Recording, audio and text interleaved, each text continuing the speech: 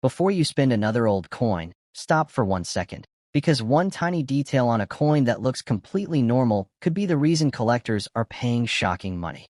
The 1964 Jefferson nickel does not begin by looking rare. It begins by looking settled, finished, already understood. That is what makes it so dangerous. A lot of collectors think the scary coins are the ones with tiny mintages, strange colors, or dates everybody already knows by heart. But this coin plays a different game. The 1964 nickel looks like the kind of coin people stopped worrying about years ago. It feels familiar, ordinary, safe. And that is exactly why it belongs as the first coin in this 4-coin video. On paper, the coin sounds almost boring. The regular 1964 Jefferson nickel from Philadelphia carries no mint mark, was struck in 75% copper and 25% nickel, weighs 5.00 grams, measures 21.20 millimeters, and has a plain edge. The mintage was massive at 1,024,672,000, which should have buried this coin under the label of too common to matter. But coins do not become harmless just because a lot of them were made. Sometimes a huge mintage only means the real prizes hide deeper inside the pile. Now let's slow the excitement down and get honest. A normal 1964 Jefferson nickel is not automatically an $87,900 to $156,000 coin. The public market evidence does not support that for an ordinary example. NGC says a circulated 1964 nickel is usually worth only 10 cents to 20 cents, with regular uncirculated coins reaching as much as about $500. PCGS shows an auction record of $14,100 for a 1964 full steps example, and PCGS auction data also shows a 1964 SMS coin at $32,900. Those are serious numbers, but they are nowhere near guaranteed six-figure money for a standard coin. So if someone throws out a huge value range, the coin would need to be far beyond normal. Something like an exceptional special strike, a remarkable grade rarity, or another extraordinary authenticated situation. And that is where the story gets interesting. Because the 1964 nickel is not a coin you judge quickly. It is a coin you interrogate. Start with the reverse, not the front. Most casual collectors look at Jefferson first, then the date, then the mint mark, or in this case, the lack of one. But with a coin like this, the reverse can tell you more dangerous things faster. Look at Monticello. Do not glance at it. Study it. Look at the steps, the columns, the building lines, the lettering, and the open fields around the design. PCGS says that for a coin to get the full steps designation, the step separation must be complete and uninterrupted, and even then only a little over 11% of PCGS submissions for the 1964 no mint mark issue earn that designation. That means the detail people ignore most casually is exactly where the real separation starts. Now ask the coin a harder question. Does it look too sharp in the right places? Because that is the trap with 1964. A lot of people search only for obvious damage or dramatic off-center strikes. But coins like this can become desirable because of strike quality, not just spectacle. If the steps look unusually full, if the reverse details stay crisp where most coins soften, or if the surfaces feel stronger than they should for a common issue, then the nickel starts moving out of the ordinary category and into the compare this carefully category. Then flip it over. Now Jefferson matters. Look at the portrait, the hair, the cheek, the jawline, the lettering in "I in God We Trust," and the date 1964. You are not just checking whether the coin looks nice. You are checking whether anything looks inconsistent with the strike. Are there raised lines? Strange thickness? A feature that looks built into the coin rather than scraped onto it? This is where discipline matters. A scratch cuts into the coin. A die crack rides above it. And collectors who do not understand that difference often either miss the real coin or chase the wrong one. Then comes the smartest move of all. Weigh it. A genuine 1964 Jefferson nickel should weigh 5.00 grams. That is not a suggestion. That is your baseline.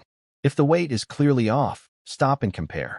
The 1964 series already has another layer of intrigue because special strike/SMS pieces exist and are heavily collected, with PCGS listing them separately from the regular business strikes. So once a coin already has unusual market attention in certain forms, you do not get lazy with the basics. You verify the weight, the surfaces, the strike, and the overall feel before you tell yourself any story at all. And here is the mistake that ruins too many good coins before they ever get a fair chance. Do not clean it. Do not polish it. Do not wipe the fields. Do not try to bring out the steps.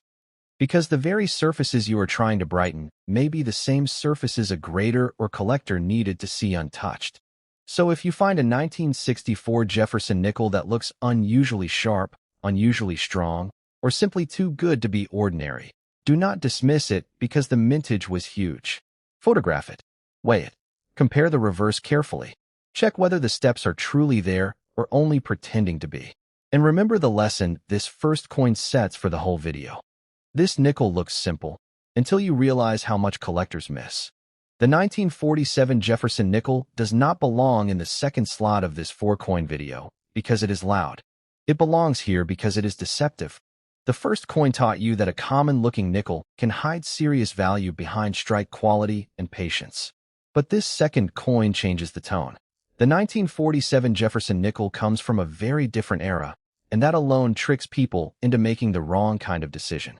Some see a post-war coin and assume age must equal value. Others see a plain old 5-cent piece and assume it could not possibly matter anymore. Both groups are wrong, and that is what makes this coin dangerous. By 1947, the wartime silver nickels were gone. The U.S. Mint had already returned to the standard 75% copper and 25% nickel composition, with a normal 5.00 gram weight, 21.20 millimeters diameter, and plain edge. On the surface, that sounds stable, familiar, settled. The war is over, the composition is back to normal, and Jefferson is still staring out from the front like he has nothing left to prove. That sense of normality is exactly what gets people into trouble. PCGS.com. Because the real story of this coin is not chaos. It is selectivity. It is the quiet gap between an ordinary example and the kind of example serious collectors suddenly refuse to ignore. Let's put the hype in its place first. A normal 1947 Jefferson nickel is not automatically a $110,000 to $216,000 coin. The public records that are easy to verify are nowhere near that for a standard example. PCGS shows the 1947 regular strike with an auction record of $10,000, and NGC says circulated pieces are usually around 10 cents to 50 cents, while normal uncirculated coins can reach around $215.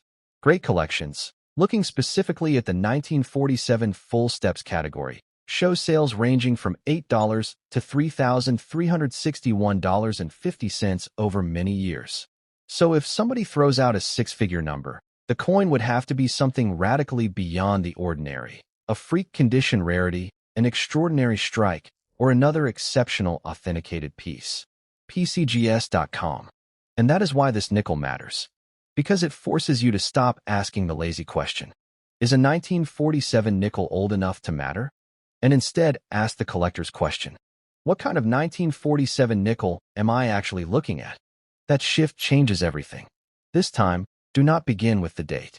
Do not even begin with Jefferson. Begin with the surface behavior of the coin itself. That is the difference here. The first coin in this video was about a nickel that could hide behind volume and familiarity. But the 1947 nickel punishes people who only look for dramatic errors. This coin teaches a more advanced lesson. Sometimes the coin is not valuable because it screams. Sometimes it is valuable because it remains unusually complete, unusually sharp, unusually disciplined where most examples soften. So start on the reverse. Not with panic, with suspicion. Study Monticello as if it is trying to conceal something through neatness rather than chaos. Look at the building lines, the roof line, the columns, the lettering, the fields, and then the place where Jefferson nickel collectors always end up sooner or later, the steps. PCGS makes clear that with the full steps designation, the 1947 issue is common only up to a point, then becomes scarce in higher grades, and Heritage described a 1947 MS-67 full steps coin as tied among the finest known at PCGS. That means the reverse is not just decoration. It is evidence. PCGS.com. But do not make the mistake of turning this into another just count the steps story. That would be too easy. This coin is more subtle than that. Look at whether the steps are truly uninterrupted or merely look strong from a quick angle. Look at whether the design is evenly struck or whether one part feels too soft while another remains sharp. Ask whether the reverse looks cleaner than it should for a coin people think they understand already, because this nickel often rewards people who compare before they celebrate. Then flip it over. Now Jefferson matters. Look at the portrait, the cheek, the jawline, the fields in front of the face, and the lettering around the rim. On a coin like this, the danger is not only in missing a variety. It is in failing to notice when the overall coin behaves better than average. Strong luster, clean surfaces, and a balanced strike can matter far more than a beginner expects. And if something looks strange, the old rule still applies. A scratch cuts into the coin. A die crack rides above it. If you do not understand that difference, you can talk yourself into value where there is only damage, or walk away from a coin that deserved another look. Then comes the most practical move of all. Weigh it. A proper 1947 Jefferson nickel should be 5.00 grams. That is your baseline. If it is off, do not invent a story, investigate one. Compare the weight with the color, the feel of the surfaces, the sharpness of Monticello, and the overall strike. A coin does not become special because one thing looks odd. It becomes interesting when several small facts start agreeing with each other. And here is where too many people ruin the whole game. They clean it. Do not do that. Do not polish it. Do not wipe it. Do not try to brighten the detail. Because a coin like this does not need help looking interesting. It needs the chance to remain original long enough for someone to judge it correctly. So if your 1947 Jefferson nickel looks stronger, cleaner, sharper, or simply more deliberate than the average 5-cent coin, treat it with patience. Photograph it. Weigh it. Compare the reverse carefully. And remember what this second coin teaches. The most dangerous old coin is not always the one with the loudest story. Sometimes it is the one that looks calm enough to make you careless. This nickel does not look dangerous. That is the danger. The 1992p Jefferson nickel is the kind of coin that can defeat a collector without ever looking impressive. It is not old enough to scare beginners. It is not famous enough to excite casual searchers. And it does not walk into the room with the drama of a wartime issue or a classic early-date rarity. Instead, it does something colder. It waits for you to underestimate it. That is exactly why this is such a strong third coin in your 4-coin video. The first coin taught your audience that a common-looking nickel can hide behind familiarity.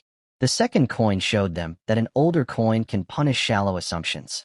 But this third one changes the challenge again. The 1992p nickel asks a harder question. Can you spot value when the coin gives you almost no emotional reason to look twice? On paper, the coin seems almost too normal to matter. The 1992p Jefferson 5-cent coin was struck in Philadelphia, carries the small p mint mark, weighs 5.00 grams, measures 21.20 millimeters, has a plain edge, and is made of 75% copper and 25% nickel.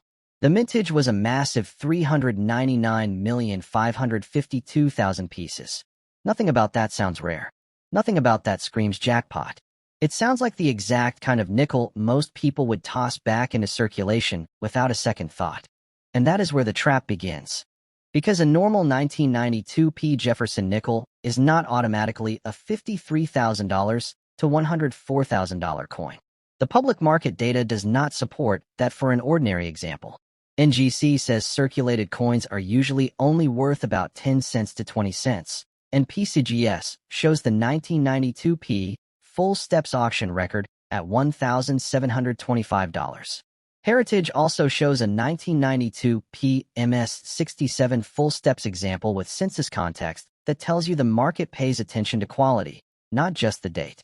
So if someone throws out a huge 6-figure number, the coin would need to be something well beyond normal, an exceptional strike, a freak error, a remarkable grade rarity, or another highly unusual authenticated situation. And that is exactly what makes this coin interesting. It is not a coin that rewards excitement first. It rewards restraint first. This time, do not begin with the date. Do not begin with Jefferson. Do not even begin by asking whether the coin is rare. Begin by asking something more useful. Does this nickel look sharper than it has any right to look? Because with a coin like the 1992p, that is often the real dividing line. Go straight to the reverse and study Monticello. Not casually. Not the way people glance at a nickel while waiting in line. Look at the building lines, the roof line, the windows, the fields, and then the most important detail of all, the steps. PCGS lists the 1992P separately in the full steps category, and that alone tells you where serious collectors focus. The difference between a throwaway nickel and a collectible one can begin with how completely those steps survive the strike. But this is where a lot of people get lazy. They hear full steps, and then all they do is stare at the steps and hope for magic. That is not enough. You need to study the whole reverse as a system. Are the steps really uninterrupted, or do they just look good in one angle of light? Does the rest of Monticello support that sharpness, or does one part of the coin look too weak to match the other? A coin like this is not about hunting one theatrical error. It is about recognizing a coin that behaves better than the rest of its own population. That is a different skill, and it is the kind of skill most casual collectors never develop. Then flip the coin over. Now Jefferson matters. Look at the portrait, the forehead, cheek, jawline, and the fields around the face. Then study I in God We Trust, Liberty, the date 1992, and the P mint mark. You are not just searching for obvious damage. You are checking whether the coin holds itself together with unusual discipline. Are the letters crisp? Is the mint mark clean? Is the surface stable, or is there metal movement, doubling, a die crack, or some inconsistency that deserves a second look? That distinction matters because a scratch cuts into the coin. A real die feature lives on the coin. If you do not know that difference, you will either miss a good coin or celebrate the wrong one. Then comes the move too many people skip. Weigh it. A correct 1992P Jefferson nickel should weigh 5.00 grams. If your coin is off, stop and investigate. Weight alone does not make a coin valuable, but weight plus odd surfaces plus unusually sharp detail can turn an ignored modern nickel into something much more serious. A lot of people talk about coins. Very few verify them. And here is the mistake that keeps ruining promising coins. Do not clean it. Do not polish it. Do not wipe the reverse. Do not try to bring out the steps. Because the very texture and originality you are trying to improve may be the same things that make the coin worth judging carefully in the first place. So if your 1992P Jefferson nickel looks sharper, cleaner, or more disciplined than it should, treat it like evidence. Compare it. Photograph it. Weigh it. Study the reverse again. Because this third coin teaches a very different lesson from the first two. Sometimes the coin that looks the least dramatic is the one that demands the most discipline. And trust me, the fourth coin in this video is going to test something even harder. Not whether you can spot a sharp coin, but whether you can recognize the one clue most people talk about without really understanding. By the time someone reaches the fourth coin in a video like this, they usually feel confident. They think they know the pattern. Check the date. Check the strike. Check the steps. Check the weight. Done. But the 1982D nickel punishes that kind of routine thinking because this coin is not really about age, and it is not really about drama. It is about false confidence. On paper, the coin looks almost insultingly normal. It was struck in Denver with a mintage of 373,726,544 pieces. It is the standard copper-nickel Jefferson 5-cent coin, weighing 5.00 grams. Measuring 21.20 millimeters, and carrying a plain edge. Nothing in those numbers sounds rare. Nothing sounds legendary. And that is exactly why so many people stop thinking the moment they see it. Now let's get the biggest fantasy out of the way first. A normal 1982D Jefferson nickel is not automatically a $67,000 to $116,000 coin. Public market records do not support that for the standard issue. PCGS shows the regular 1982D with an auction record of about $495. Great Collections shows ordinary certified examples selling from roughly $6 to $203. And even better full steps pieces in Great Collections records have sold from around $12 to $3,125. CoinWeek also notes that many 5FS examples usually trade in a much lower range, while a standout MS67 5FS brought $1,440 in a heritage sale. So if somebody is talking about six-figure money, they are talking about something far beyond a routine coin. And that is what makes this nickel so useful as a final coin. Because it forces you to stop asking the lazy question, is this date valuable? And start asking the collector's question, what exactly am I looking at? That shift is everything. Most people hear 1982D and go straight to the date and mint mark, as if the answer lives there. But this coin is better approached from the opposite direction. Start on the reverse. Start with Monticello. Start with the part of the coin most people think they already know how to check. Then slow down more than you want to. Do not just glance at the steps. Study the whole building. Look at the roofline, the windows, the fields, the lettering, and then the stairway. If the steps look strong but the rest of the reverse looks weak, stop. If the reverse looks sharp, balanced, and cleaner than you expect for the year, now the steps matter more. This coin rewards people who compare the whole reverse before they celebrate one feature. And yes, the full steps conversation matters here. But this is exactly where a lot of collectors get trapped. They hear full steps and start chasing any coin that looks decent under one angle of light. That is not real discipline. A strong 1982D nickel is not just about seeing lines where the steps should be. It is about seeing a coin whose strike quality, surfaces, and overall balance all support the idea that it might be better than average. That is a much harder skill than people admit. Then flip the coin and interrogate the front. Look at Jefferson's portrait like you do not trust it. Check the cheek, jawline, and fields. Look at Liberty, the date 1982, and the D mint mark. You are not hunting for random weirdness. You are checking whether anything feels too thick, too raised, too doubled, or too unusual to belong to ordinary wear. A scratch cuts into the coin. A die feature sits on it. If you do not know the difference, this coin can fool you both ways, by making damage look important, or by making something real look harmless. Now comes the step too many people skip because they think they already know the answer. Weigh it. A proper 1982D Jefferson nickel should weigh 5.00 grams. That is your baseline, not a suggestion. If it is clearly off, you do not invent a story, you investigate one.